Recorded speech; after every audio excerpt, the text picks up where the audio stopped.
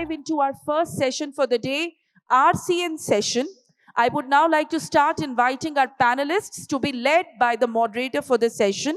The session chair is Mr. Rohan Savara of TGI Group. Mr. Savara has been working with TGI for over the last 10 years and in cashew industry since 2017, which started with some raw cashew nut sales, followed by sales of cashew kernels from Benin. His present portfolio includes managing cashew processing in India, where TGI processes over 20,000 metric tons at 3 locations. Mr. Savara is a bachelor's in marketing and economics, and his hobbies include hiking, reading, and sports. Dr. Femina is from the Directorate of Cashewnut and Cocoa Development, and she has been with Ministry of Agriculture and Farmers Welfare, Kochi, Kerala. As the head of the organization, she is formulating developmental programs of cashew and cocoa in the country and is also an advisor to the Ministry of Agriculture, Government of India in the matters related to cashew and cocoa development in the country. Our next speaker, our next panelist on the stage literally needs no introduction. In the cashew world, whether it is India or internationally, Mr. Vasudev Barkur is the CEO and GM of Export Trading Group ETG, an authority on the cashew business globally. He has over 30 plus years of experience in commodities and in African continent. He is also a member of the Institute of Chartered Accountants of India. Already taking his space, our next guest, though I don't spot him in the house right now, Mr. Alex Assouman is the president of AEC-CI.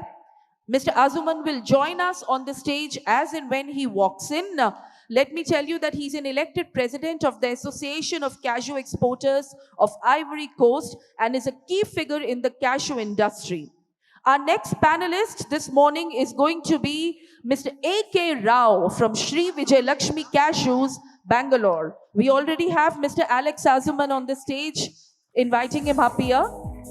Mr. A.K. Rao is a veteran in sourcing from origin with over 30 years of experience.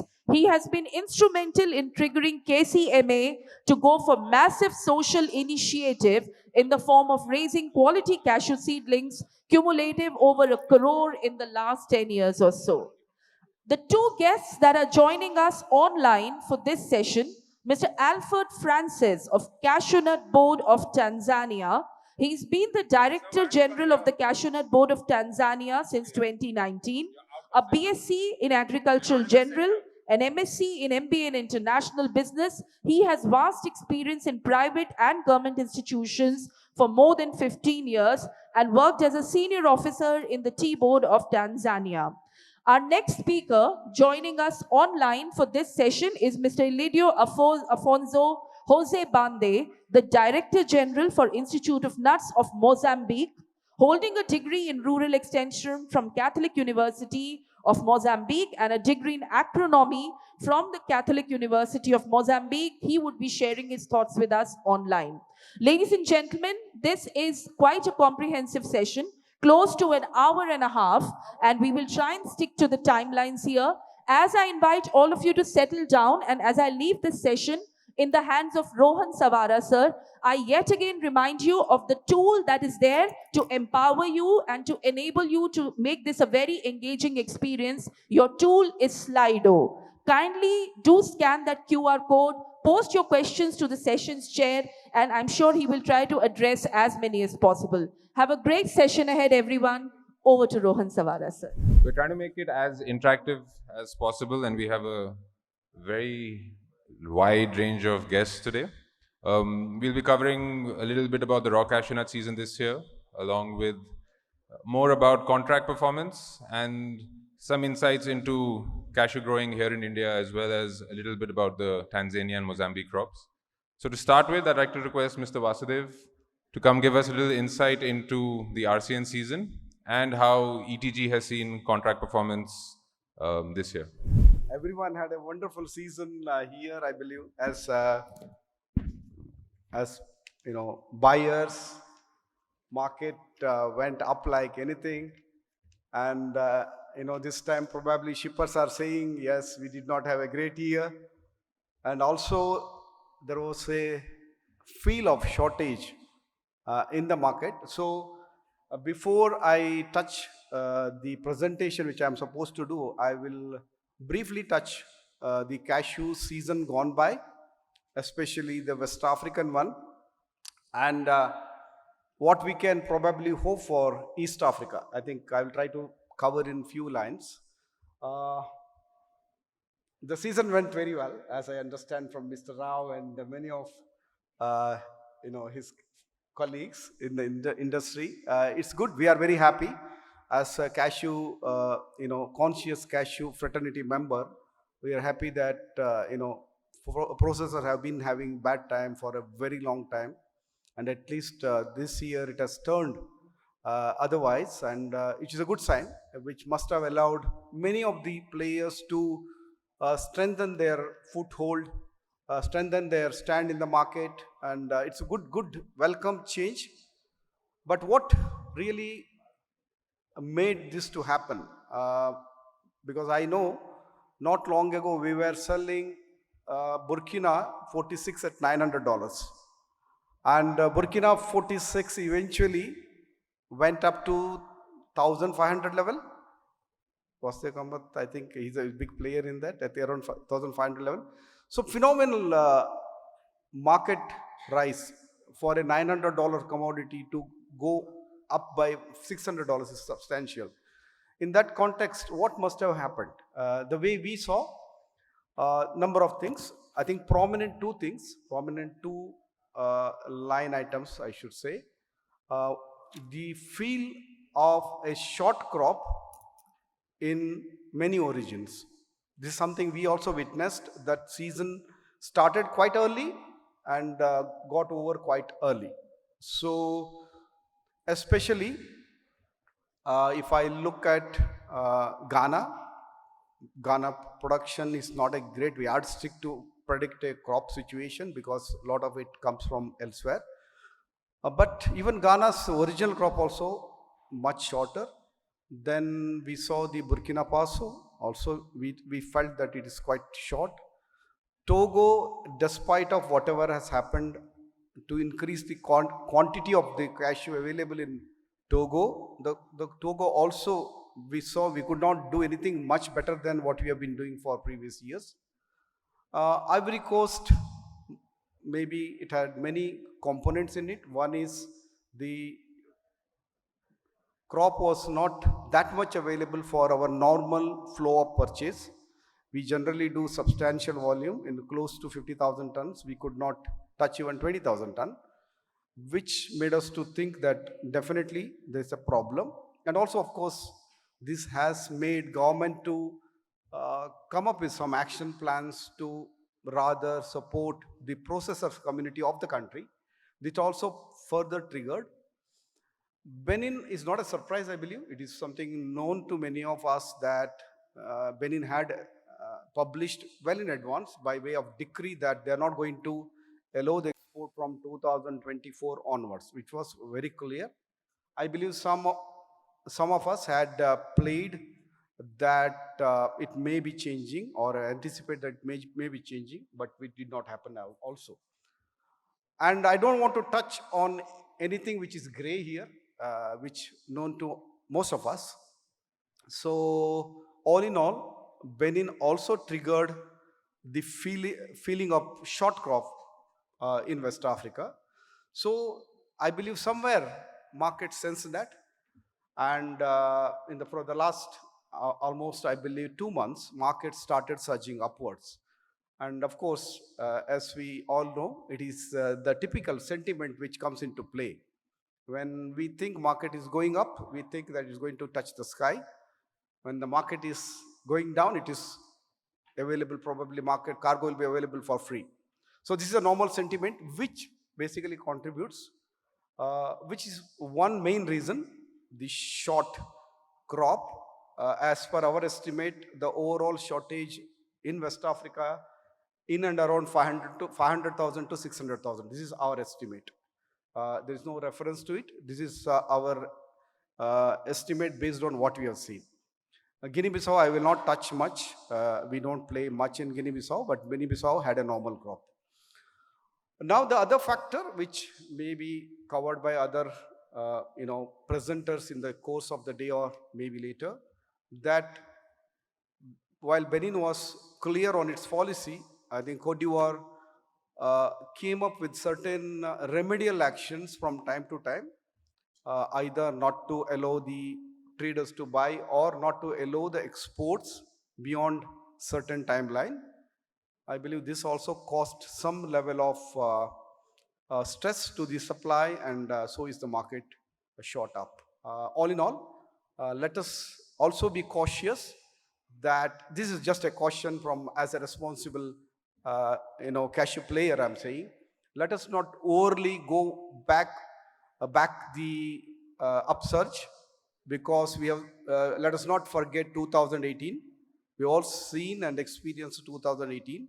So let us be careful. Let us play our cards safely. This is just as a caution, so that this surge will go till such time when the market feels there is enough cargo, which may be till beginning of West African season.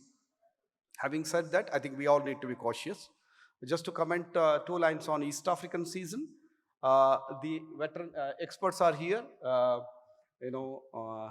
The boss from Cote d'Ivoire is here, and my fellow, member of, I'm saying fellow because of I lived in Tanzania for 20 odd years. My, CBT member is there. I'm sure they will come up with the more, and also the Mozambican member is there. They will come up with more clarity on the crop estimate.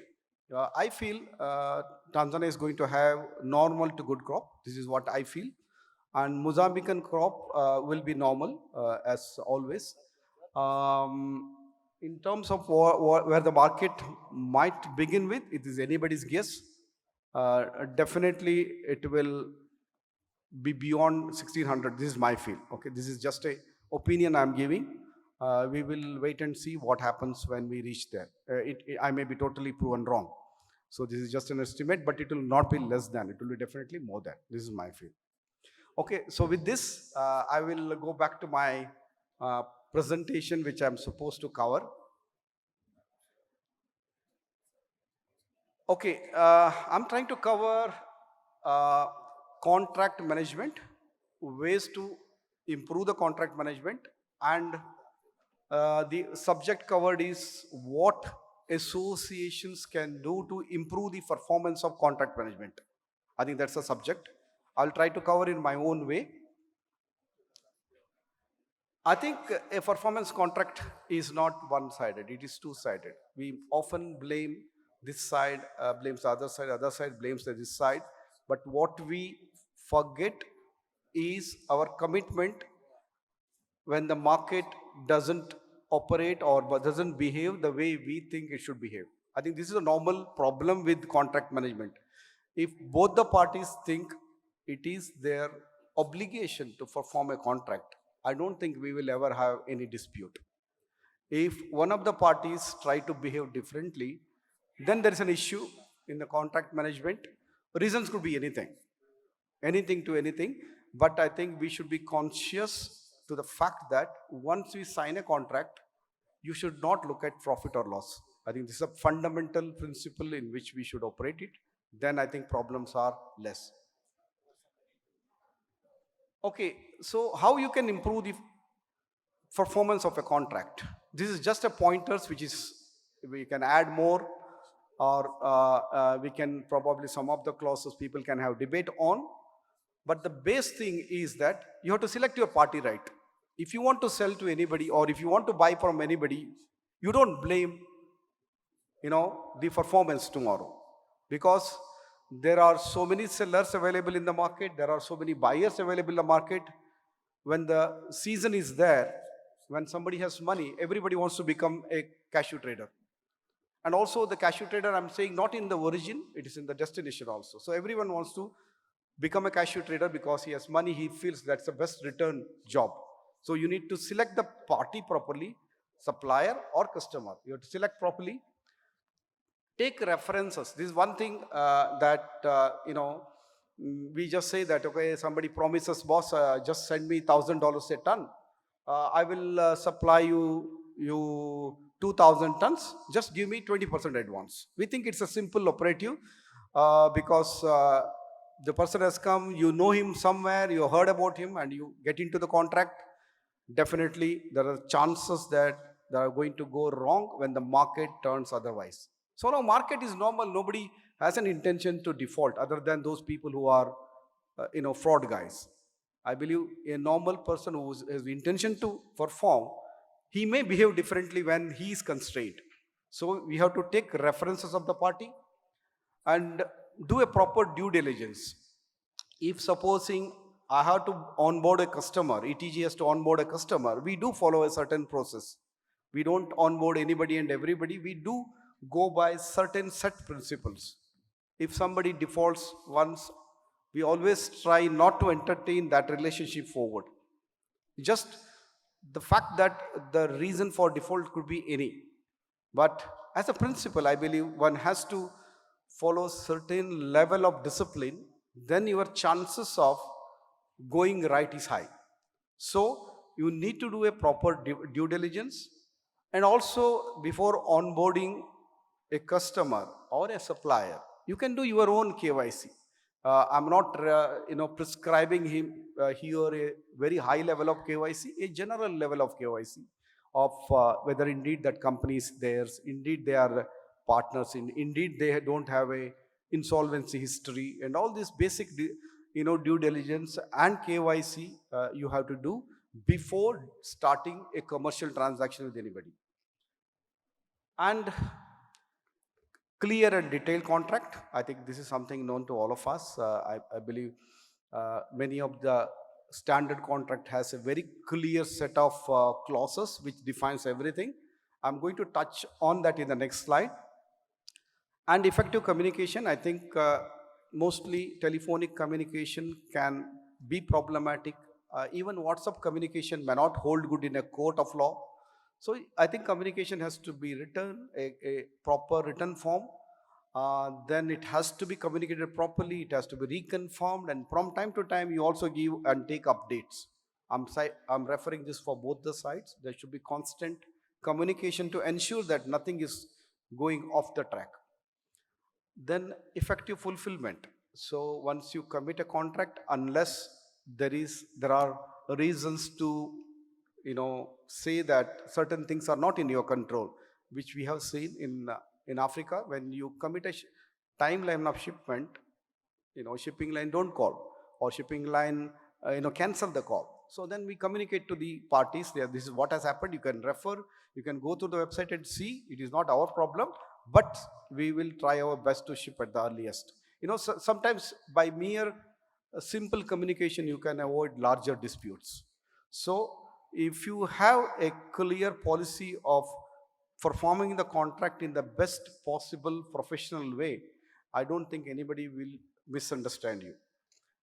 Then proper contract closure. I think this is a special clause applied to cashewnut trade, mostly because once you ship and you receive the money, contract is not closed because there is something called claim follows. So I think this claim business has to be handled properly.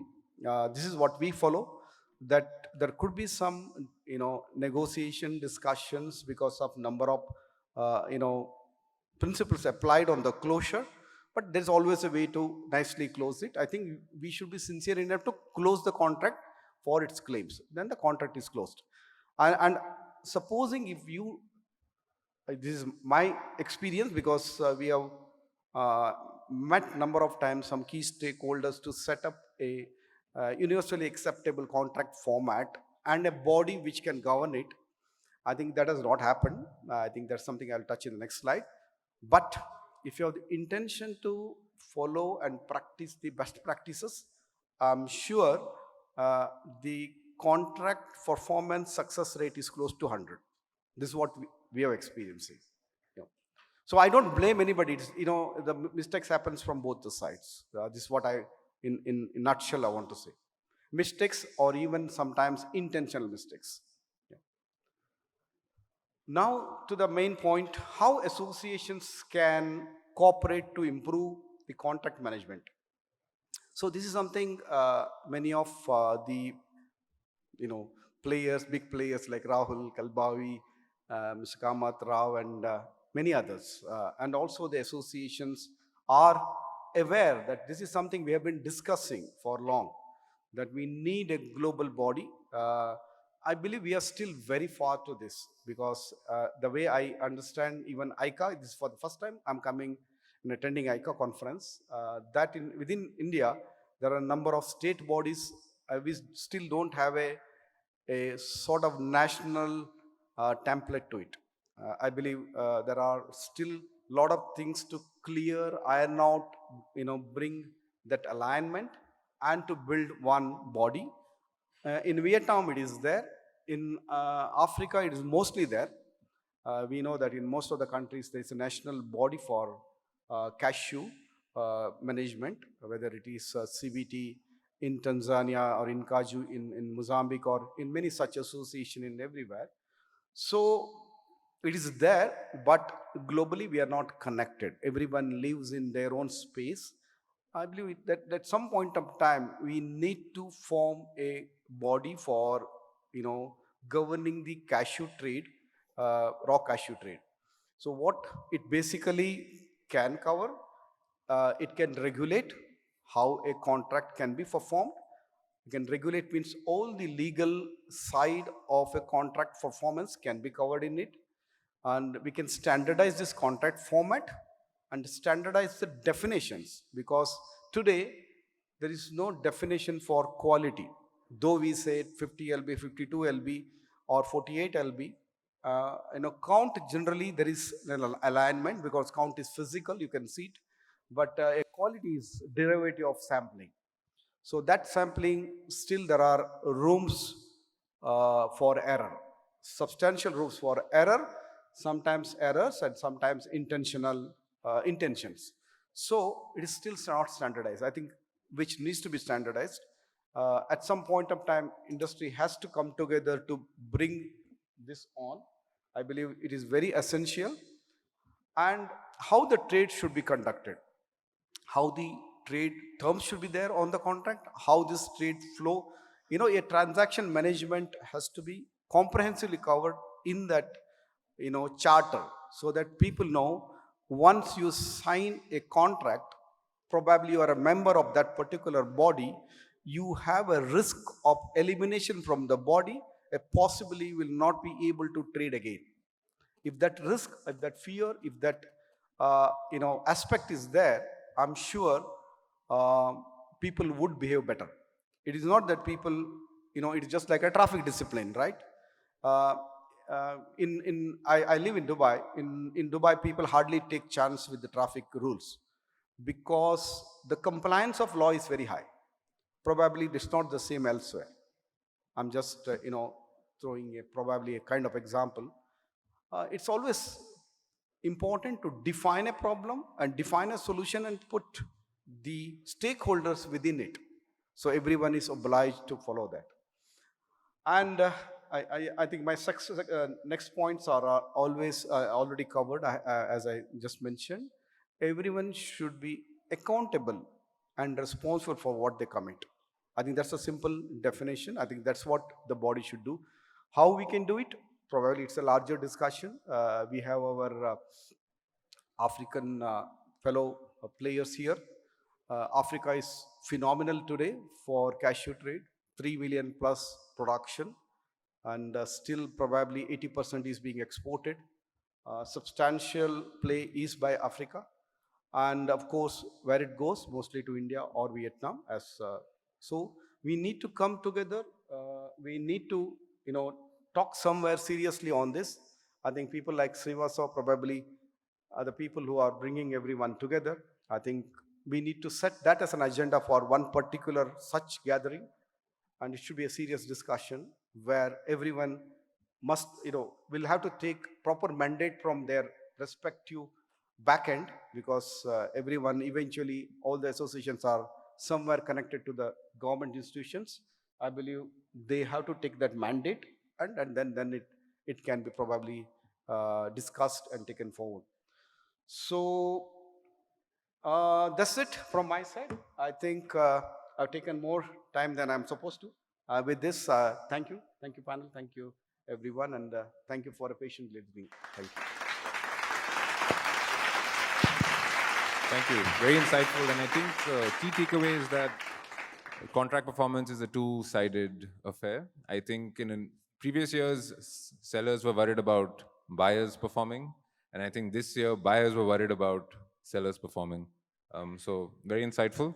And I also think the need for a global body of some sort where both buyers and sellers can be taken to task in case of default is something that as an association we should work towards, but it will take some time because I think depending on the country, be it the supply side or the buy side, obviously interests are a little different, but definitely a step in the right direction.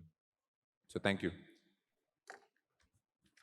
I'd like to now invite Dr. Femina to give us some insights into the cashew growing initiatives here in India by the government and how she thinks states can be more involved.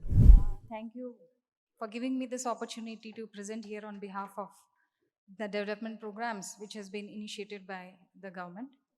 And also I would like to congratulate and also wishes for this AICA organizing such an event where all the stakeholders are meeting together to find out probable solutions for the different sectors of this cashew industry. Basically, to start with, I will be just telling about the the uh, directorate to which I belong. So our Directorate of Cashewnut and Cocoa Development, which is a subordinate office under the Ministry of Agriculture, and we are functioning at Kochi, Kerala. The mandate of our institution is for formulation and implementation of various development programs for both cashew and cocoa. And we have programs like the new planting program, which of course is area expansion, then replanting program. This is a very important part of the cashew industry. Then we have activities like coordination with various state level departments, various non-governmental organizations, cooperative societies, panchayats. We are associating with all these agencies for implementing our programs. We have the monitoring work which is being implemented by the State Department that is also being coordinated through us. The data for area and production that is also being compiled by this directorate. We have programs for the publicity work. That is, it is a very important part of the cashew sector because unless we are disseminating the technologies to the ground level, it will not be reaching to the farmers. So the technology demonstrations, trainings, awareness programs, seminars, all these programs are also an important mandate of our directorate. To start with, we know that everybody knows that this is a crop which has been introduced to our country by the Portuguese in 16th century. So it's a crop which has become very much integral part of our cultivation, integral part of our system now. So it was first introduced as a soil binding crop to restrict the soil erosion. That's why it is introduced in the port of Goa, from where it was disseminated to other parts of the country. During those times, this cashew was introduced basically in the corporations, the forest departments, forest development corporations, to promote afforestation program. So that was a background during those times when cashew was seen into. And we see that this is an important crop which is playing a major role in carbon sequestration, carbon credit, which is very much important for our environmental stability. So that much significance cashew has. And we were the first country for starting a systematic export of cashew through our established processing centers. So as far as our country is concerned, India is a country wherein the cashew is mostly confined with the small and marginal farmers. It is not cultivated in clusters. It is cultivated in scattered way, where only a few small marginal farmers are benefited out of it. And the major importance again is about the processing sector, in which these cashews are being used for processing and then for re-export by earning almost 2,000, 3,000 crores of amount of money, foreign exchange. And again, another importance is that it's a crop which is having a nutritional role in our balanced diet, because it has all the components. Last time I was discussing with Mr. Nair, he was telling that this cashew is being, so many research articles, so many research papers are there which states that it has an important role in diabetics. It is being given to the diabetes patients also. And it is able to increase the LDL level, cholesterol level. So that's why these all are some of the aspects which we need to project into. We need to market. The marketing tactic should be such way that these all things should be highlighted for the cashew sector. When we look at the demand as well as the projection and challenge, these are the three important parts which we need to look into. The demand, of course, is because of its nutritional benefits which cashew has. And based upon that only, the preference of the consumers are also increasing. The income level of the people have increased. That's why there is demand, which has also led to the increase in the export market growth. And when we look at the demand, what we could estimate is that the present processing industry's demand, I could estimate is that it's almost between 16 to 20 lakh tons. If we are keeping 16 lakh tons as an demand, and every year if we keep that it is 2% increasing the demand, then the production has to reach 24 lakh tons when it in between a period of 20 years. So this huge production, if we want to reach at this projection, every year we have to go in for more than 50,000 hectares to be increased. 50 to 1 lakh hectares has to be increased every year to reach this production. So is it possible? I think it is possible.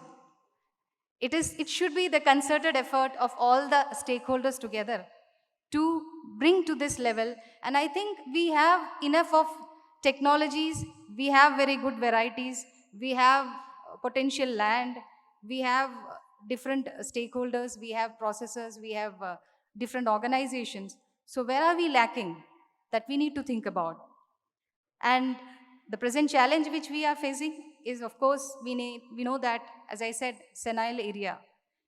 The senile area is almost 30% of the present area is senile, because it was introduced long back, almost in the 60s and all, which has been established using the seedling progenies, which has become unproductive right now. It is a very big challenge for us to replant this entire senile area to make it productive.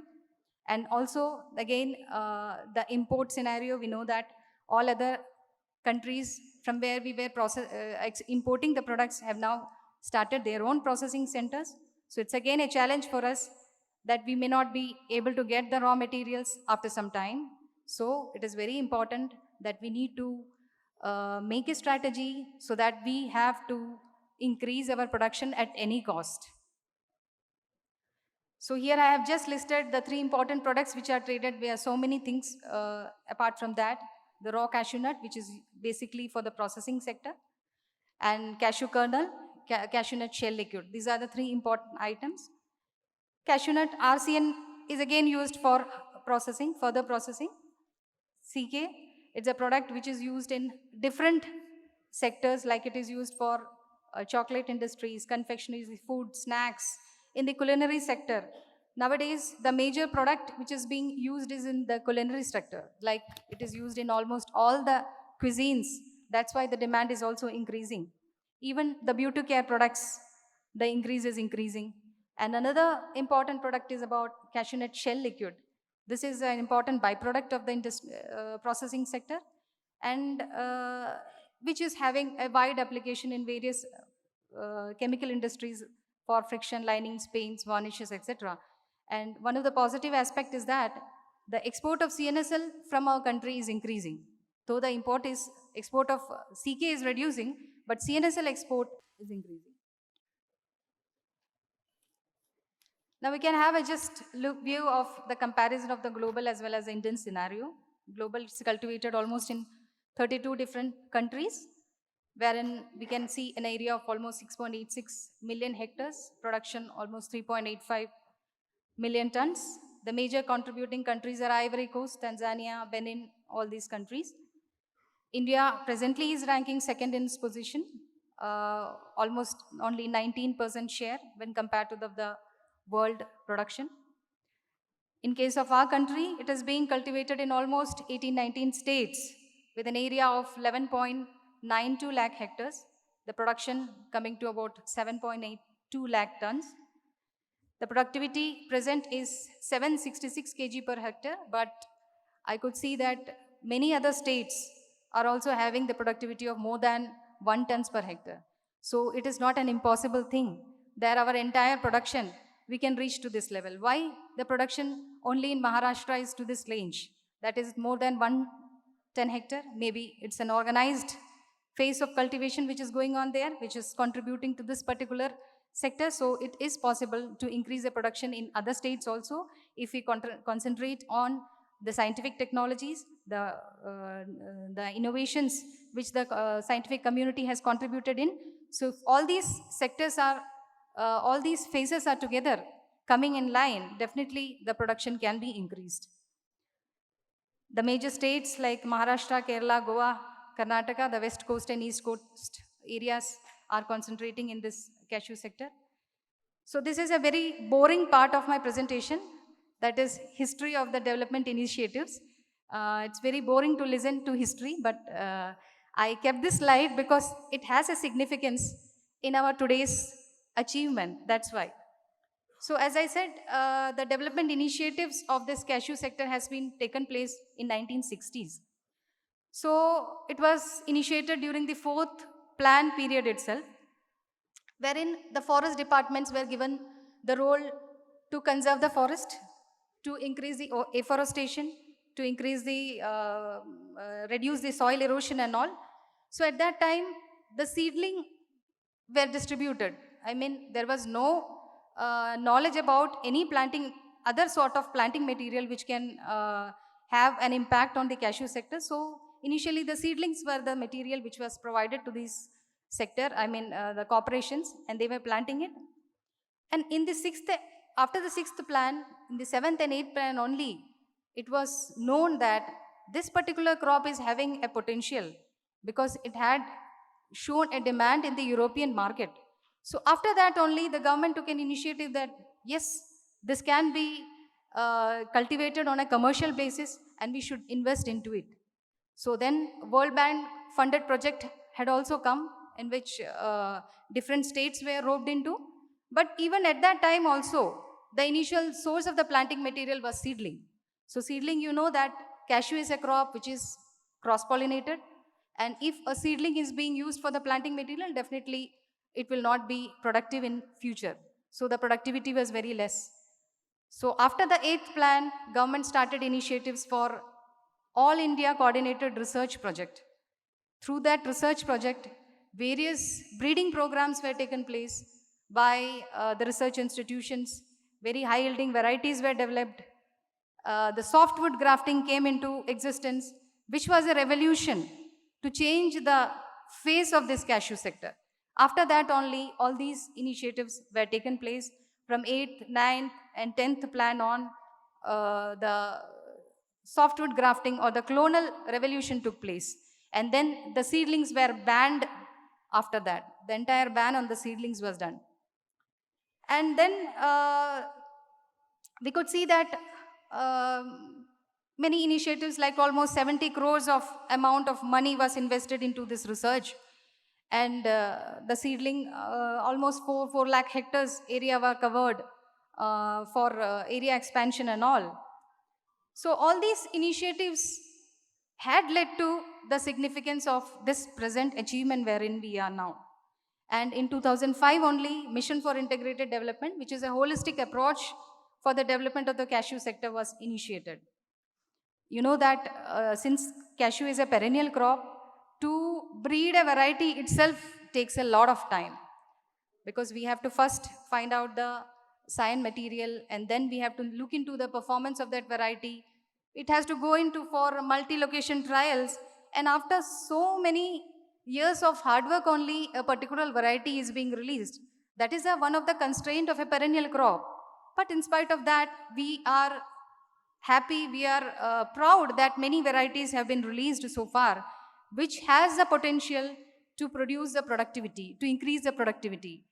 Per plant, I think more than 20-24 kg per tree production can be achieved. Such varieties are also there.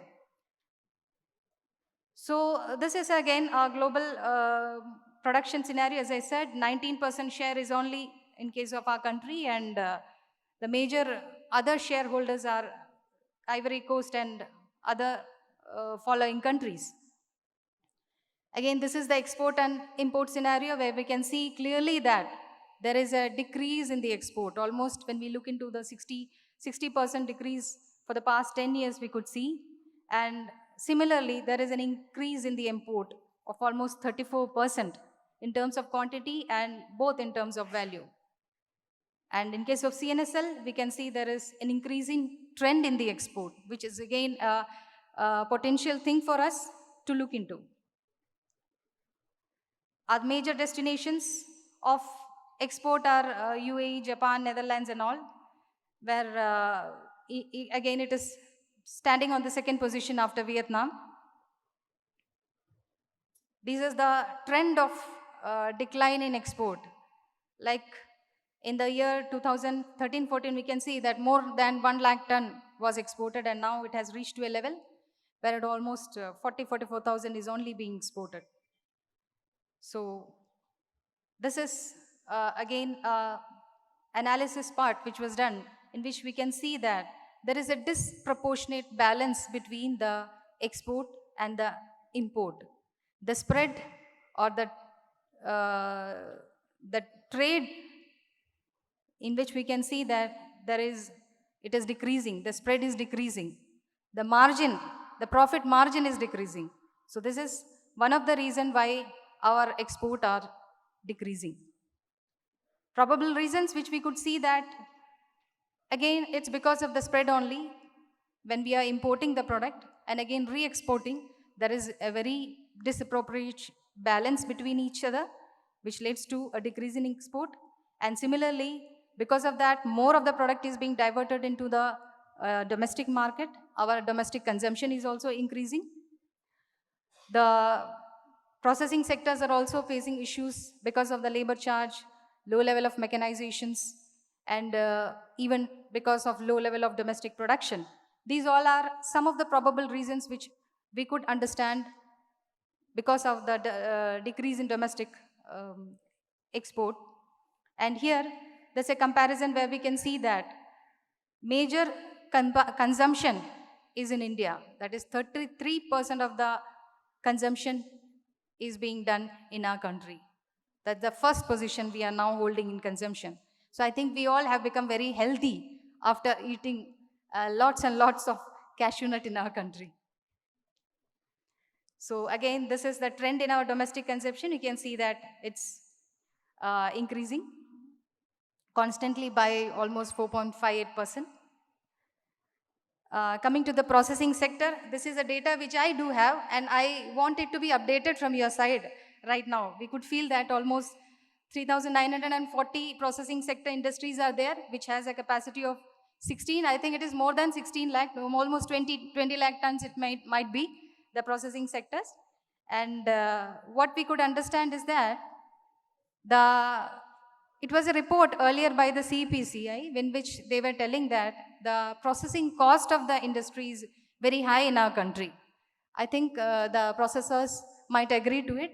When compared to other countries like Vietnam and all, where the processing cost is coming to almost 800, 700, 750, our processing cost is too high. So that is also again one of the reasons for the export. Now coming to the prospects in our cashew cultivation.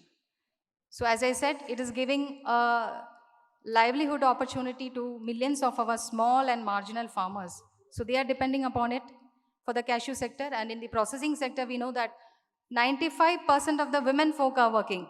So it is women empowerment in case of the processing sector. So these all are added advantage of our cashew sector, which we need to focus on.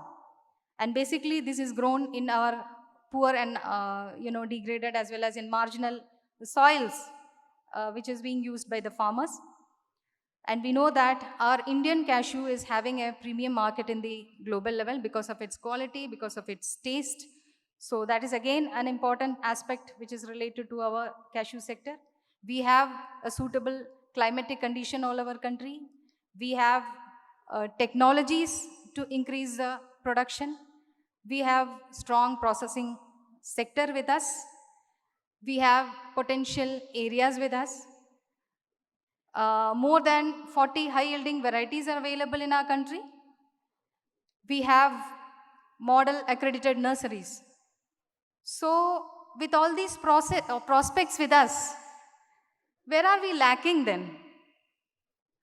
Why we are coming down? Basically, this is the point which we need to discuss on. I think that our farmers see the development part we are taking care of, and we are telling the farmers to increase the production. We are implementing programs for area expansion. New planting programs are all taken care of. But once the farmers are roped into, they'll be asking us that whether we'll be able to get a price, good price for our hard work. At that time, it becomes difficult for us also to answer. So that should be only possible when we can have a backward linkage with the farmers. If the processing sector and the farmers are together linked with, and they can have an assured price for their product, then definitely this is possible. That sort of linkages or that sort of thing should come up. Then only we can have an assured market, assured growth for our processing sector.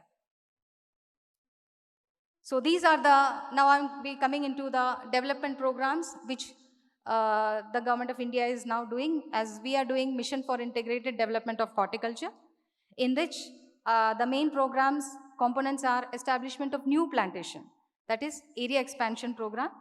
The second one is replanting program with high yielding varieties.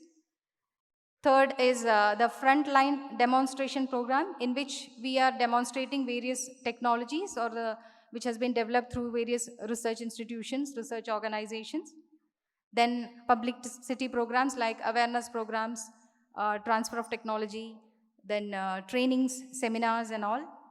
Then human resource development, like we used to conduct exposure visits, wherein the farmers are being given information about the other cashew areas and all. We are taking the farmers there. So these are the important programs which are being dealt by the government. We can see a look at the state-wise area production of cashew in India. We can see that though our average productivity is 766 per kg, but there are states where the productivity is even more. These are some of the potential cashew growing districts which we have identified for targeting our programs in different states. We can see from this that even in northeastern states also, we are going to expand our area this time. And this is the varietal wealth which we have, which has the production, the capacity of more than 24 kgs per tree is also possible. Important varieties which has been released from various research institutions. This is the institutional support, that is DCCD is doing their programs in association with local panchayats, tribal extension departments, farmer producer organizations, various ICR institutes, state agriculture universities, state level cashew corporations, primary agriculture societies, state horticulture mission in the state department, various cashew accredited nurseries and cocoa nurseries. With all these institutional support, our programs are being implemented. This is the first part, that is production of quality planting material. So here, accreditation of nurseries is the very important mandate of our directorate. Accreditation is a part, it's called as a certification program, in which we can ensure the quality of the quality of the planting material produced. Because planting material is the most important prerequisite which defines the production and productivity. So here, Directorate is being entrusted with the responsibility as a nodal agency for accrediting the nurseries of cashew in the country. So we have a committee, we have a consultant along with different members from every sector, like from the State Department, from the ICR organization, from the agriculture universities. All these committee members together visit the nursery. They look into each and every aspect, the infrastructure, the scientific management practices which they are following. The mother garden, that is an important criteria because it is the only factor which ensures the genuinity of the planting material which is being multiplied. So with all these things, the committee used to visit, they used to grade the nursery based upon all these quality parameters and give them the certification and accreditation. So we have almost 56 nurseries in our loop, which are producing more than 86 lakh number of planting material. And apart from all these things, I think so many unregulated nurseries are also there, which are also selling their produce, which does not have any variety, may not be having a regular name also. So such varieties are also coming into the market, which again is causing a disruption in our chain, in our value chain. So here, as I said, we are also giving support for nursery infrastructure. So here we are giving both for public as well as the private sector, we are giving support for this nursery infrastructure. It comes to about 5 to 15 lakh for small nursery and high-tech nursery, both we are giving. And then for the mother garden establishment also we are giving assistance. So that is an important criteria wherein which has to be there. It's a mandatory thing just to be present in the nursery. Then senile plantation, as I said, this is a very sad part of our entire production sector because the senile plant is almost 33% area is there in senile, which has to be replanted. Almost we are concentrating towards the corporation only, which has almost 30%. Rest 70% is with the private holders, for which there has not been any initiative by the state government also to get it replanted. Through corporations, we are implementing the programs through 7 corporations we have in different states. Almost since 2005-06, we can say that about 55,000 hectares of area has been covered. And in case of smallholders, it's coming to about 32,621 hectares of area, which has been covered through our replanting program so far. So this is an assumption of the senile area which we have. It's almost 3,87,000 hectares. It is comprising of both the private as well as the corporations. We can see that more area is present in the private sector, that is in the individual landholders. Less area is there with the corporations, to which we are dealing into. So this is the scenario. Again, it has to be reassessed to find out the area. Maybe the probability has increased so far. This is the new planting program. Here, as I said, we are associating with various KVKs, FPOs, PSCs and all. We identify the group in various states which can take up our area expansion program. We have an interaction with them. We, if, for example, if an agency is there which comprises of different number of farmers. Yeah, I'm just moving. So we implement these programs with these agencies wherein the cost of the planting material is being met from us, and rest of the money is being transferred to the farmer's account through DBT, direct beneficiary transfer. So it is being implemented in different states. Next one is our frontline technology demonstration program, wherein different technologies are being demonstrated. Among them is high density planting. This is an important concept which has now come up. Almost 10 years have been over by this technology, and I think this is going to be an important part in our new action plan, wherein we can increase the production, double the production. So we have different varieties like VRI3, Ullal and all, which need to be multiplied. It's again high density planting. Then processing unit, this we have started last year only. So we are also getting, 10 lakh we'll be providing for that, both in public and private. Again, these are the awareness programs like district level seminar, cashew field days. These all are part of our publicity campaigns which we are doing. Farmers training program, exposure visits and all. So the challenges which presently we face, as I said, the senile plantation, that's the important challenge which we have to face right now. And then the pest and disease, the climate vagaries, these are again another issues which has to be attended. And the state departments, since this is not a crop which is essential commodity, so that's why the state governments are also not taking much interest in promoting this crop in their action plan. So that has to be taken place. Again, in case of export, we have the challenge from other countries like Vietnam, which is contributing in increase the export market. They are dominating the market. And since our processing cost is high, we are also facing such type of problems. Our entire product is coming into the domestic scenario only. These are the salient achievements from 14-15 to 23. We have an area of almost 1.52 lakh hectare has been covered under our new planting program. Almost 30 model nurseries have been established. 56 accredited nurseries are in our loop. Almost through DBT, we have been giving assistance to small farmers. 26,000 farmers have been benefited through our program. Almost 10,000 hectares has been replanted. That is in the senile area has been replanted. More than 20,000 farmers have been trained in different aspects. Unemployed people are being given training programs through our planting program. High density program is also being implemented in our action plan. Various technologies for increasing the promotion of increasing the production and productivity is also we are doing it. We can see growth or the achievement due to all this initiative. We can see that area that has been increased in 2.85%. Compound annual growth rate is 2.84%. Production almost 3.63 and the productivity almost 1 only. So these are some of the strategies which we could think about. As I said, more number of Scion garden has to be encouraged through our nursery network. Accredited nurseries should be coming into the loop.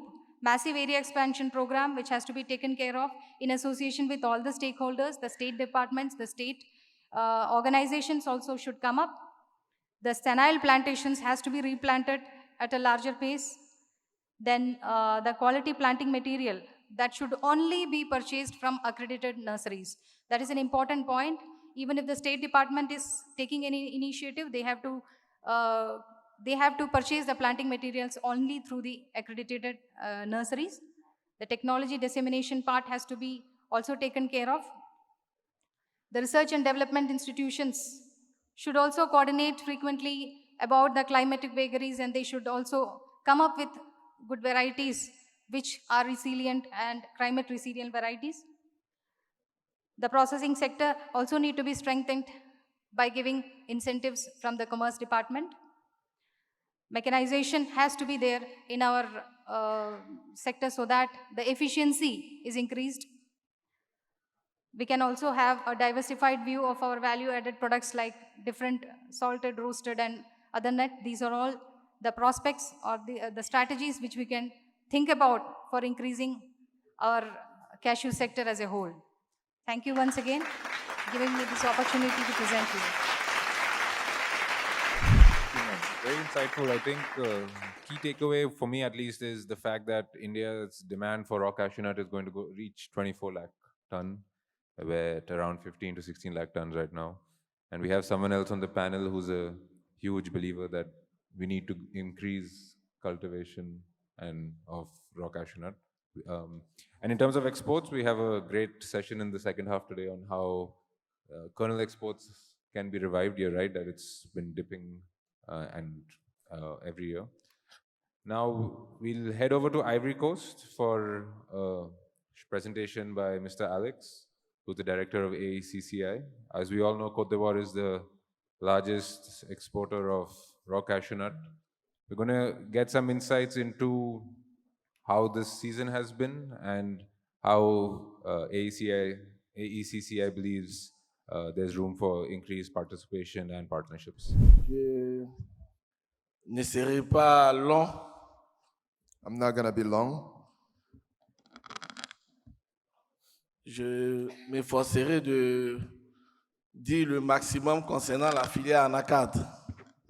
I'm going to say the maximum. I'm going to try my best to say the maximum about the cashew industry. Je vous remercie pour l'intérêt que vous apportez à la Côte d'Ivoire. I thank you for your interest in Ivory Coast Et surtout à son cajou. especially to his cashew. La Côte d'Ivoire a initié Ivory Coast started une réforme très importante dans la noix de cajou. a very important reform in the cashew sector Dans le but de garantir aux producteurs 60% du revenu du prix CAF. with its objective to guarantee to the farmer 60% of the local revenue. Cette réforme prévoyait aussi That reform forecasted une augmentation de la transformation an increase in processing qui permettra bien entendu aux producteurs d'avoir un bon revenu. which would allow the farmer to get a better revenue. Avant de parler de la campagne 2024, Before we talk about the 2024 cashew season, comme l'indique le thème, as I said, je voulais d'abord présenter la filière anacarde. I would like to present to you the cashew sector. La filière anacarde est dirigée par le Conseil du coton et de l'anacarde, qui est le régulateur. Cashew sector is directed by the CCA, which is the regulating body, Et qui met en application la volonté politique de l'État. which put into applications the government policies. À côté de l'État, nous avons l'OIA anacarde. Next to the CCA, we have OIA, which is the La filière l'OIA anacarde est constituée de 4 collèges, les producteurs, les acheteurs, les exportateurs et les transformateurs. OIA is constituted into 4 sections: the farmers, the buyers, the exporters, and the processors. Et donc, cette réforme a permis d'identifier 450 000 producteurs, This reform identified 450,000 farmers, 1200 acheteurs, 1,200 buyers, local buyers, 178 sociétés coopératives et commerciales exportatrices, 178 exporting companies, et près de 48 unités de transformation avec une capacité installée qui tourne autour de 500 000 tonnes. almost 48 processing factories with a capacity of almost 500,000 metric tons. Comment a donc évolué cette campagne 2024? As 2024 went on, I would say, Cette campagne, avant, nous l'avons dit ici, Nous avons connu des problèmes climatiques. As we said here before, we experienced the global warming, Et il y a aussi le phénomène El Niño which with the El Nino phenomena et la baisse de pluviométrie qui a impacté énormément la production. which lowered the production capacity tremendously. Donc, nous avons commencé tout doucement dans le mois de mars avec une fenêtre de 15 jours pour les transformateurs.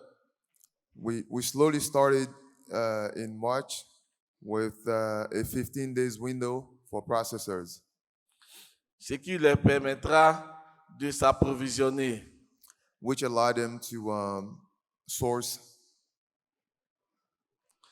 Un mois après, je pense que les opérateurs présents ici ont connu une suspension. 1 month later, I think operators here experienced the suspensions.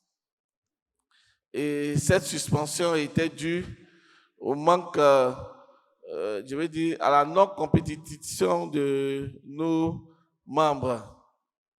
These suspensions was due to the non-competitiveness of the members. Ils n'étaient pas compétitifs vis-à-vis des multinationales. Which were not competitive in comparison to the multinational companies. L'État a décidé de mettre sa transformation devant. So the government decided to put processing factories forward. Afin de permettre aux transformateurs locaux de garantir leur production. To allow local processors to guarantee their productions. Et de pouvoir respecter leurs différents contrats. So they can honor the different contracts. Revenons un peu sur l'évolution de la production. Let's come back to the evolutions of the productions. Vous constatez que depuis 2020 jusqu'en 2023, nous avons fait un excellent bond en termes de production. You would see that from 2020 to 2025, we've done an excellent growth in productions. En 2023, nous avons exporté, nous avons produit près de 1 225 000 tonnes. In 2023, our production capacity was 1.2 million metric tons. Et notre transformation a évolué, est passée de 12% en 2020 à 23% en 2023. And our processing capacity has increased from 12% to 23% in 2023. Diapo suivante. Vous voyez, le graphique indique bien l'évolution de la transformation et la baisse des exportations. You would see in this next graph the growth of processing capacity and the decrease in the exporting capacity. Pour cette campagne 2024, For the 2024 season, nous n'avons pas encore fini la campagne, mais nous pensons une projection estimative de 1 130 000 tonnes. for 2024, we haven't completely finished with the statistics, but we believe to be in the range of 1.1 million metric tons.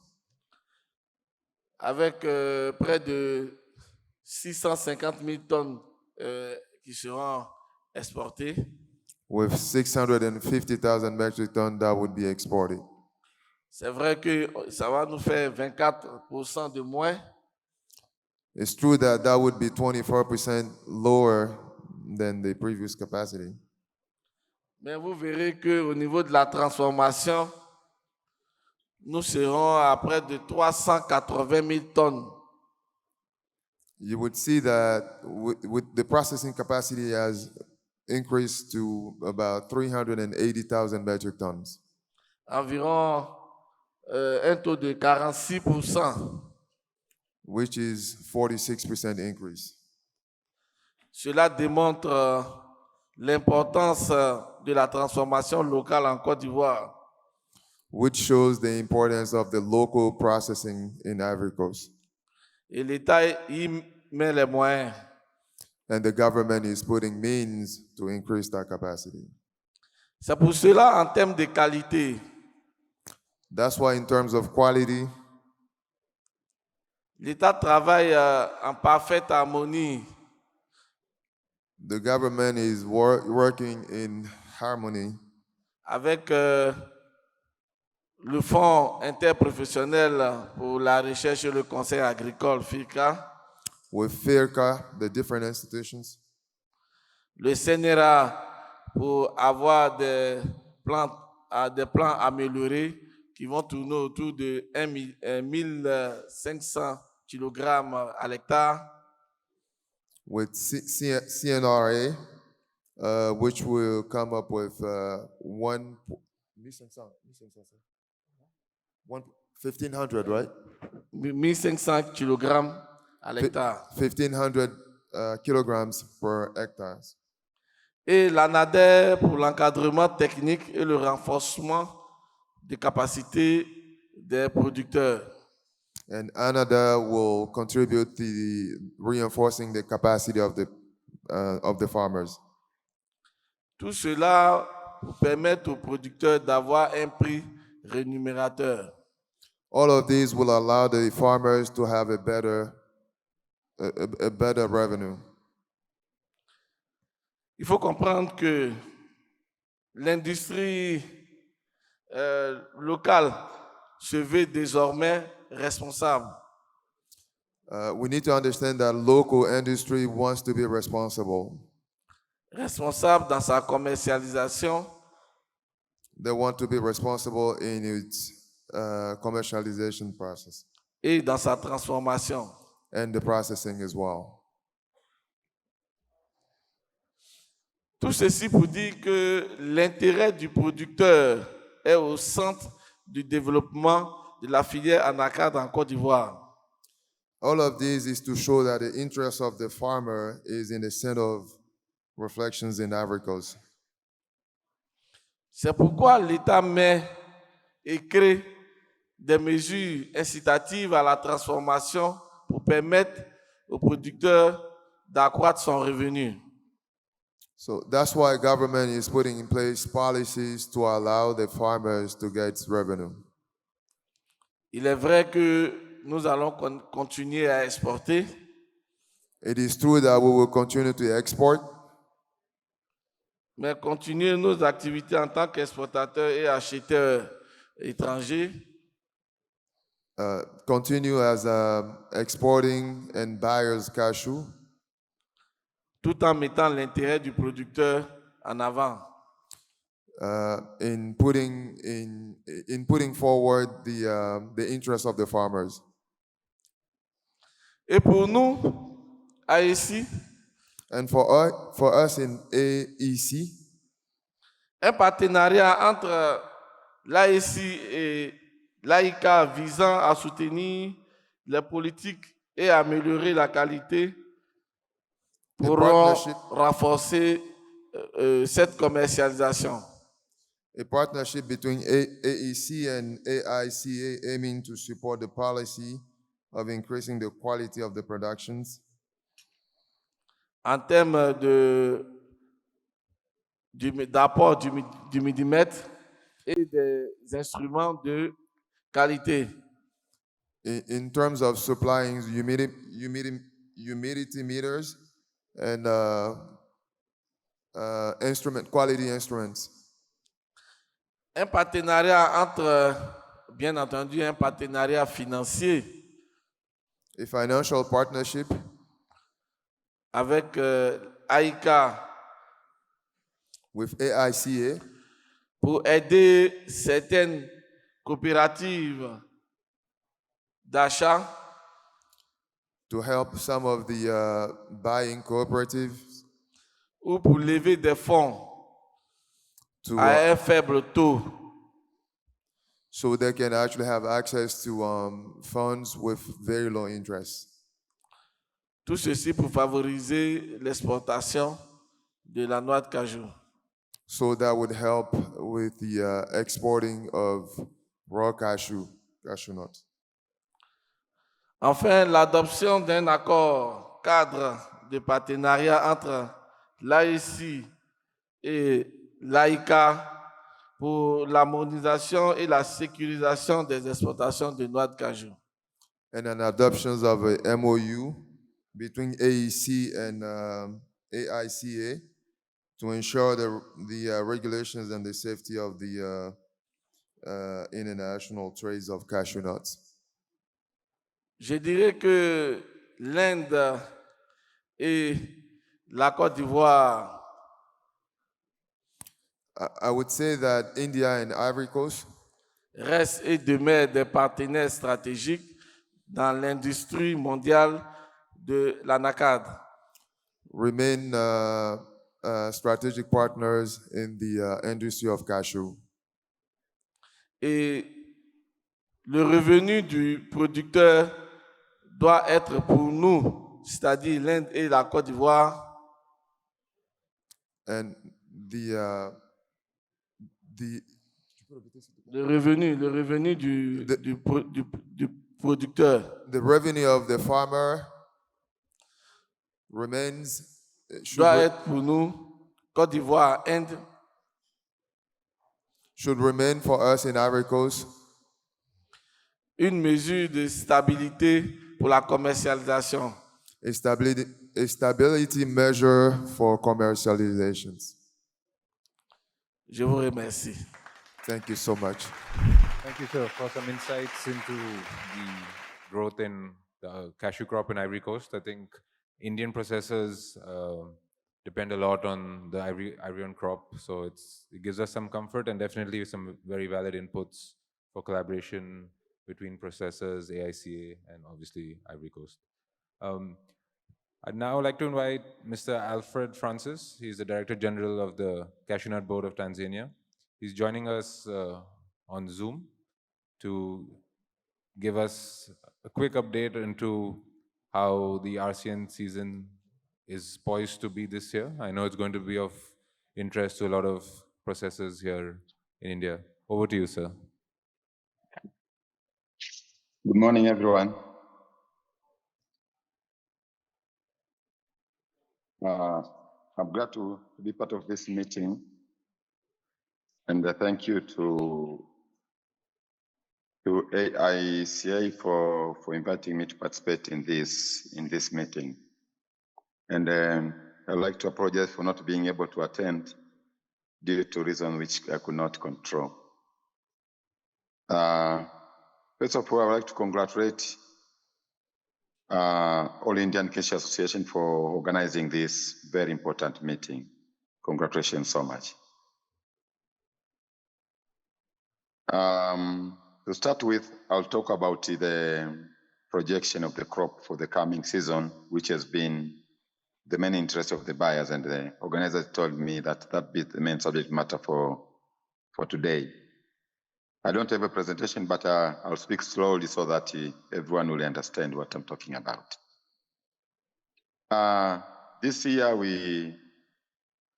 the projection is good because the climate, the weather has been good. We experienced a lot of rain during the rain season in March and April. So most trees have produced cashew early. So we will be having early production this time. But also we are expecting the crop to increase. You remember last year, we produced 310,000 metric tons. So this season, we expect the production will be higher than the previous year. because of the good weather. And this time we are going to use what we call online trading system, which called Tanzania Mercantile Exchange. It's just an online trading marketing system. The essence of introducing that system is to create more transparency and to enable more buyers to participate in the auction without necessarily needing to go to rural areas where the auction is being conducted physically. So this is the online trading system will improve participation of the buyers and will create more transparency and will enable even new entrants to buy cashew without any difficulty. But also, as you remember, last year, more than 98% of our crop was has a KOR or short shield out sign of between 48 and 53. But this season we are going to improve even further. We are going to supervise closely the quality of cashew from the collection from farmers level, agricultural marketing cooperative society up to the warehouse level. So this season, we are going to even, as a regulator, the Cashewnut Board of Tanzania as a regulator, we are going to be more strict to supervise quality of cashew when it is being collected from farmers.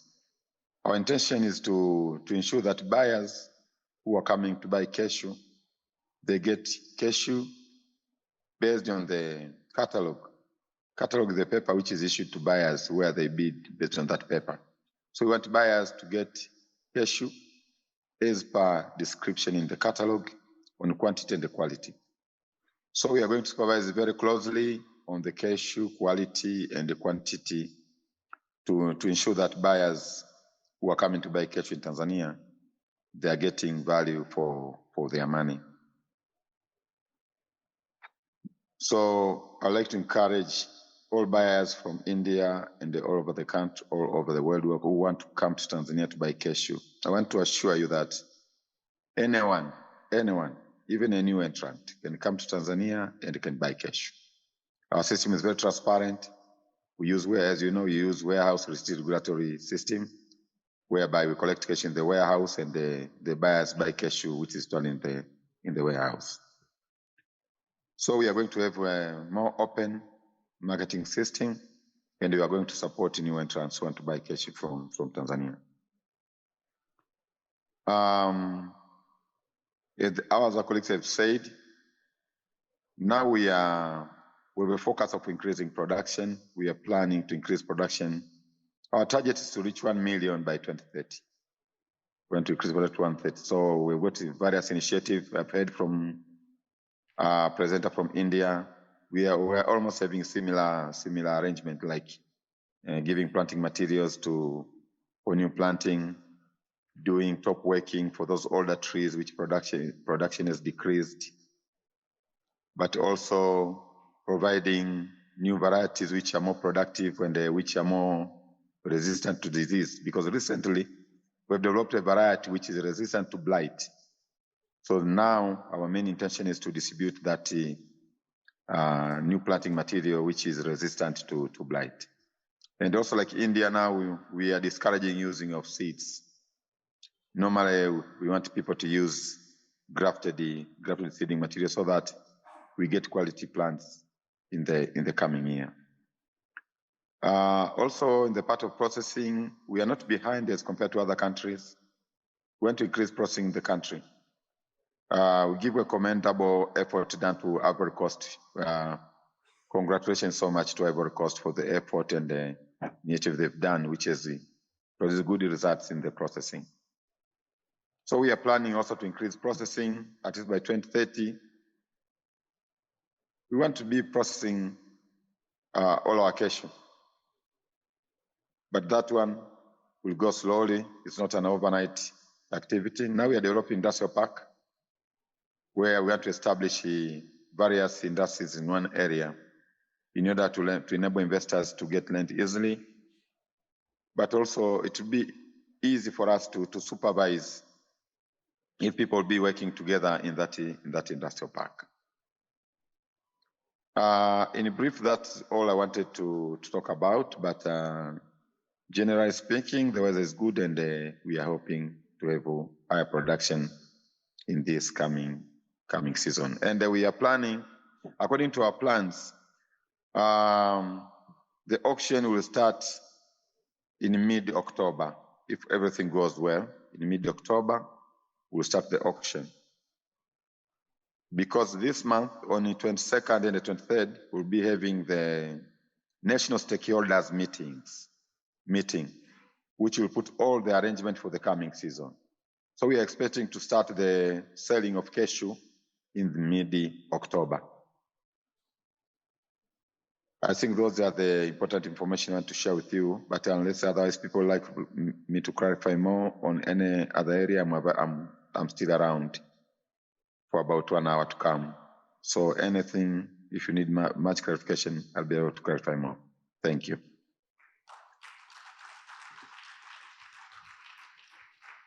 Thank you, sir. Very useful information, I think, for a lot of processors. One, obviously, the Yeah, crop. maybe I need to introduce myself. I'm the Director General of Cashewnut Board of Tanzania, and my name is Francis Alfred, as indicated in the chat there. Thank you. Thank you, sir. And now, last but not the least, I'm sure a lot of you know Mr. A.K. Rao. But for those who don't, Mr. Rao has been very closely associated with the cashew trade.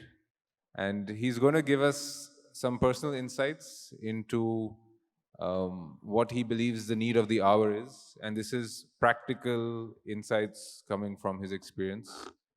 So over to you, Mr. Rao. Respected dignitaries on the dais, my fellow industry partners, ladies and gentlemen.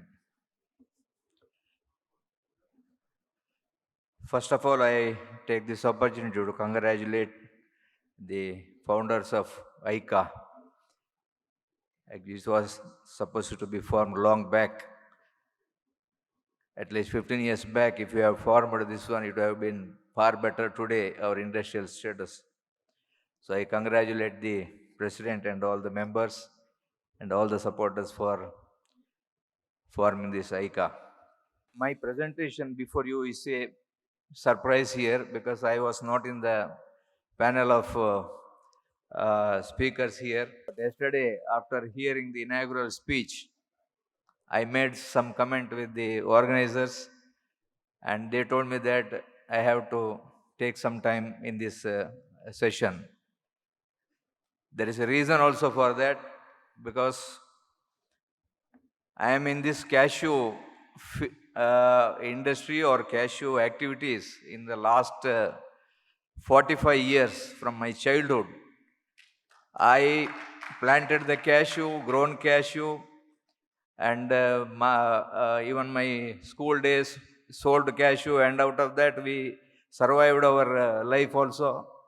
Then I was in trading in purchase and sales with my brother-in-law, and 39 years back into cashew processing.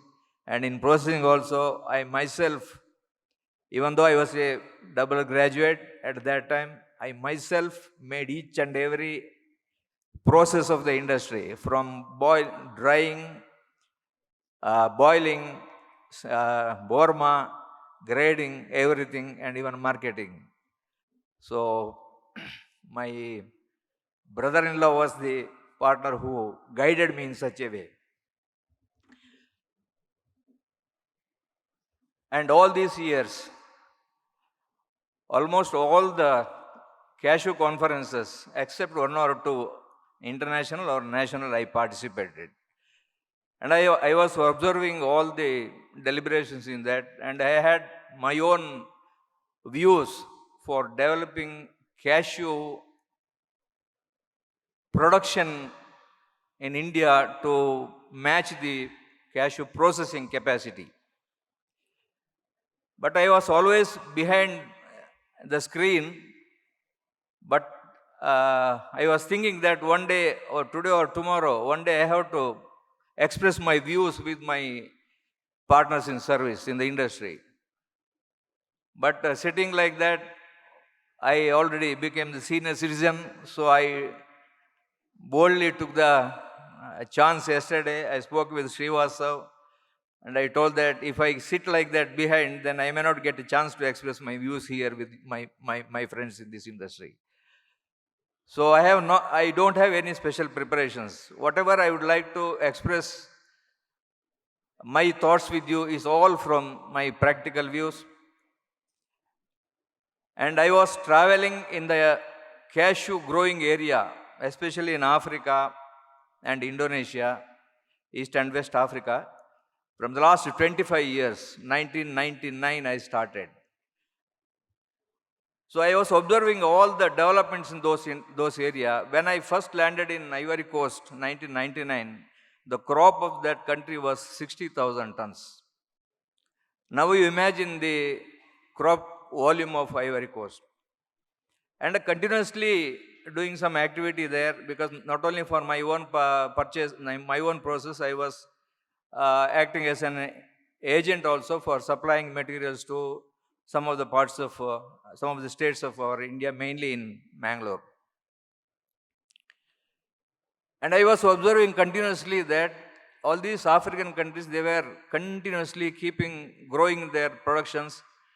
And everybody knows, whatever I'm going to share with you, everybody knows it. But my idea is to only to alarm the present situation, the need of the hour, to survive our cashew industry in India. That's why I am telling, everybody knows that. My intention is to, all of you have to take some responsible message from this conference, first of its kind, to survive our cashew industry in India. In, I think, 2006, Africa Cashew Alliance was formed. From that onwards, many meetings I was observing, and their main mentality, their main motto of this meeting were, they were started to announce after around 2012 or 13, so we have to grow more cashews, and slowly they were announcing that we have to process that material in their own country.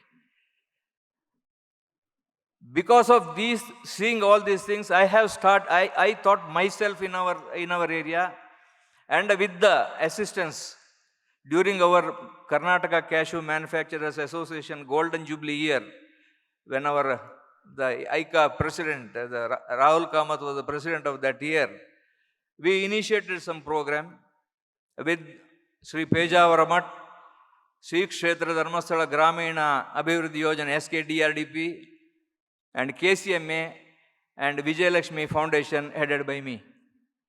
We thought that we have to do something to grow more cashew, at least in the state of Karnataka, because I was working in this field for 2000 to 2006 in different parts of Karnataka through SKDRDP, and we got a very good result in that. And we are working in such a way that Dharmasthala Gramina Abhivrudhi Yojana, they are having, in Karnataka, they are having more than 45 lakh farmers in their group. Almost 26, 27 districts of our Karnataka is growing cashew. Like 22, 23 states in India also is fit for cashew production. And our idea was, we planned in such a way that we organize good plants, grafted plants, with the help of a renowned nurseryman who developed nursery and cashew in Orissa, who is sole responsible for that. The story is, in 1992, there was no much cashew growing in Orissa. So one nursery person from Karnataka, that from Puttur area, Navanith Nursery, he took in charge. The government requested him and called him, and he took the material, grafted plants from Puttur. When he transports 5 lakh plants, 2,50,000 plants were spoiled. But with good initiation, 5 years he made that one, and the Orissa Cashew Development Board supported him in such a way, and they took seriousness in that, and now you know that the history, they are growing 80 to 1 lakh tons of raw cashew nuts in our state. But in Karnataka, we are very far behind. If you take the figures from last 25, 30 years also, it is same figure. It is not growing more. But a lot of money is spending. So we thought that we ourselves have to do it. No protocol and no government and support and nothing. I requested with the Dharmadhikari of D. Virendra Hegadeji and explained all the things. I explained all what is going on in Africa, what is needed in India and our state and all. And he gave full authority to their team. The working style is we organize good grafted plants, and their SKDRDP, they have different divisions in different village-wise, taluk-wise and all. And those people, their officers have to identify the beneficiary's name. On the basis of that, we have to deliver those plants to the doorstep of those farmers. That is our work is, major work is done in that way. Next, those SKDRDP, that officers are there, agriculture officers, and so many supervisors are there. They have to follow up how to plant it and how to follow the growth of the plants. So it is a very successful story, and so far in the last 8 years, this is the 9th year, we have distributed more than 11,50,000 plants. And as per our SKDRTB certification, the survival rate is more than 80%. And most of the plants, some of the places we have seen, 5th year or 6th year, the plants are giving 8 to 10 kg of raw cashew nuts of very good 160, 165 nut count, more than 30, 31% yield. That means more than 53, 54 pound. So it is going on like that, and this year also we are continuing, and the next year will be the 10th year. In the 10th year, we would like to make it at least to cross 15 lakh plants. And now today I am presenting this one because of this, because many years nobody was hearing our stories, but after performing something, now I think it is the right time to place before all these developments before you. Now, I would like to share some of my thoughts regarding the journey and the need of the hour, what we have to do. We have in some statistics also I would like to share with you. In Karnataka, we have Cashew Development, Karnataka Cashew Development Board is there. We have 27,000 hectares. They have 27,000 hectares of land. 27,000 hectares, almost 26,000 hectares of land. It is comes around 65,000 acres. Normally, our grafted plants, where we are supplying the plants, in 1 acre, in general, if it is not a commercial farming or in general farming, 150 plants easily we can plant. Even if you average it per acre, after 7 or 8 years, at least 800 to 1,000 kg, 1 ton, we can procure from that. But the story of our KCDC, they are not even, out of 65,000 acres, they are not even getting even 6,000 metric tons of cashew also. Imagine how much, even 100 kg per acre is also not there. Why I am telling all this? Because yesterday in our madam's presentation, she told that we have 25 lakh hectares of land suitable for cashew in India. It comes to 60 lakh acres. The picture is very clear. 60 lakh acres of land is available, maybe more than that. Even if you have with the 60 lakh acres of land, just 500 kg, half ton per acre, if we procure the material, if we are able to get the production, 30 lakh tons we can do. But all the many years we are giving so many. Today also we got some figure that 7 lakh tons, 8 lakh tons. But all these things are only in papers only. In the practicals, we are unable to see all these things. One example I can give you, area of IVC, Area of IVC 7 crore 96 lakh 81,920 acres. It grows 12 lakh metric tons of cashew. They are number one in cocoa, they are number one in coffee. Along with that, they are growing 12 lakh, approximately 12 lakh tons of cashew. Only our Karnataka area is 4 crore 73 lakh 92,640 acres. Just to get some inspiration, I am telling all these things. Almost 8 crore acres and almost nearly 5 crore acres Karnataka. We grow maybe 35 to 40,000 tons. And we are pioneers in, this one, DCR, or earlier it was National Research Center for Cashew. It is in Karnataka only, in Puttur only. All these, even Vietnamese people, those days came to there and they only selected so many of the these varieties there, and they made so many discussions, everything. But they made already. Now you see, in 1992 maybe entire Vietnam crop was exporting to India only. After then 80,000 tons at that time their crop. Now today their crop crossed to 5 lakh tons. It is such a, maybe 92 means maybe 20 or 30 years, 32 years. And Cambodia, we from our Cashew Export Promotion Council delegate, maybe in the year of 2011 or 12, so I think Satish Nair, you were in that delegation, no? We went there, India, Vietnam, Cambodia delegation.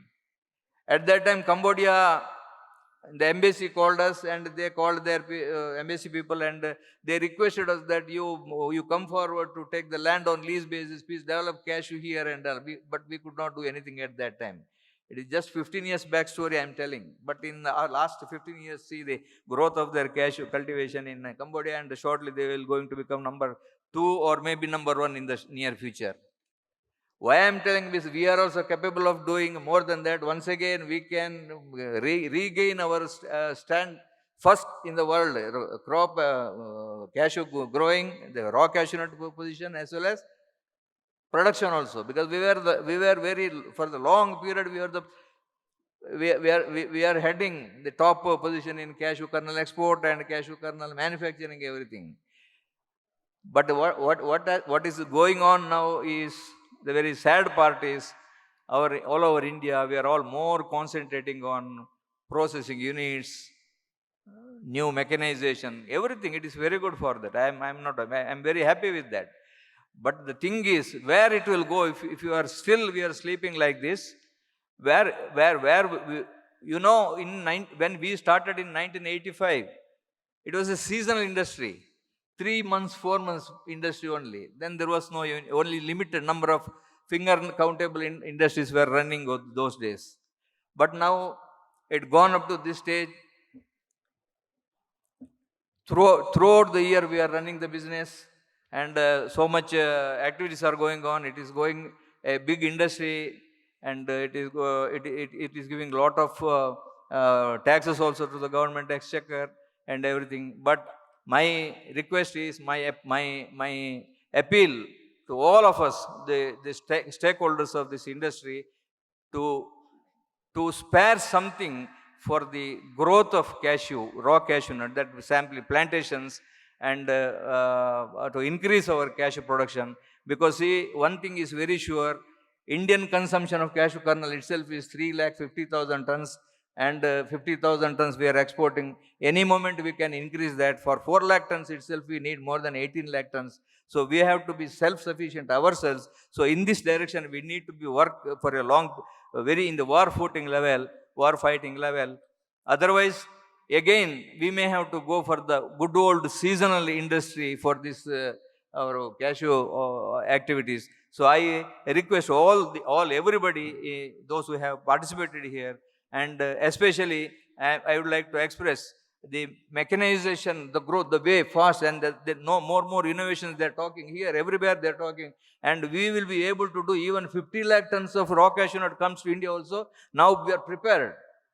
But we are not giving any importance to the growth for growing more cashew. So India, it is possible, and every See, this India's the cultivation land available, but the main problem is earlier everybody was we might have depending on the departments to come forward only, but now we need to go for public private partnership like that win-win situation, and APEDA is giving a good support in this direction, because we heard from their presentations yesterday, and they're supporting in all the directions also, but we need to we need to have very big way of support from your side, and all the government sides also. And because of this formation of AICA, I think we got a good big platform to make negotiations with the government also. But it is very badly in need of the hour to increase more